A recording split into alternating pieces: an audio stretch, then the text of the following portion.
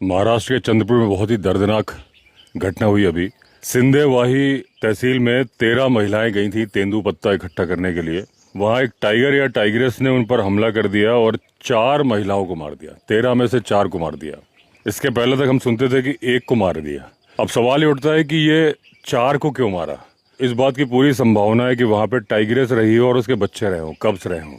अगर मेल था तो जनरली मेटिंग सीजन में ऐसा व्यवहार करता है। जनरली गर्मियों में मीटिंग कम होती है, टाइगर की मीटिंग पूरे साल होती है, लेकिन नवंबर से अप्रैल तक ज्यादा होती है, उसके बाद कम होती है। तो इस बात की संभावना ज्यादा है कि वहां पर फीमेल रही हो और कब्स रहे हों।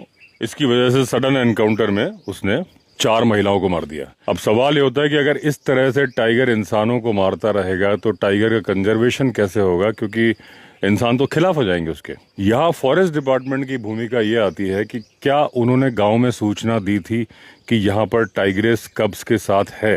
फॉरेस्ट डिपार्टमेंट के लोग तो मॉनिटर करते हैं टाइगर को। उन्हें सूचना देनी चाहिए आसपास के गांव में कि यहाँ अभी मत जाना, यहाँ पर एक टाइग्रेस है, बच्चों के साथ घूम रही है, तुम्हारी जान को खतरा हो सकता है। ये इन्फॉर्मेशन देने के बाद अगर कोई जा रहा है तो वो उसकी अपनी गलती है। 1-2 दिन रुका जा सकता है, क्योंकि टाइग्रेस मूव करेगी। बच्चों को लेके एक ही जगह परमानेंट नहीं रहती, हफ्ते 15 दिन में बच्चों को मूव करती रहती है।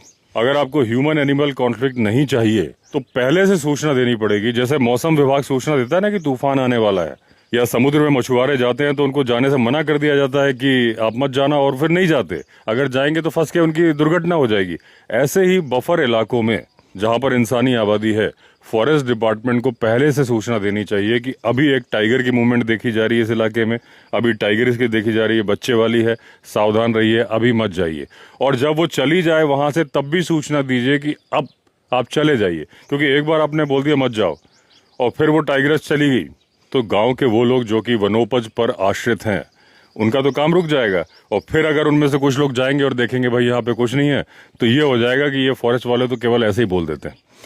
तो दोनों, जैसे रेलवे क्रॉसिंग का दरवाजा बंद होता है फिर खोला जाता है, केवल दरवाजा बंद करके नहीं छोड़ देते कि भाई ट्रेन निकल गई अब दूसरी तो आएगी 2 घंटे बाद, कौन बार बार बंद करे। खोलना ही पड़ता है जनता की सुविधा के लिए।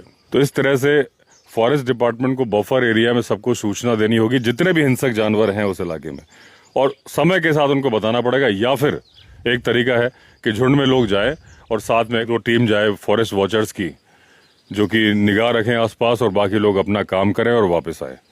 क्योंकि ये माना जाता है कि झुंड में टाइगर अटैक नहीं करता। 13 लोगों के झुंड में 4 लोगों को मार दिया, यानी टाइगर भी अपनी परिभाषा चेंज कर रहा है। और इसकी मुझे तो एक ही संभावना ज्यादा लग रही है कि कब्स वाली थी और उसने गुस्से में आके 3-4 जितनी पास नजर आई सबको हमला किया, मारने के अंदाज में, खाने के लिए नहीं।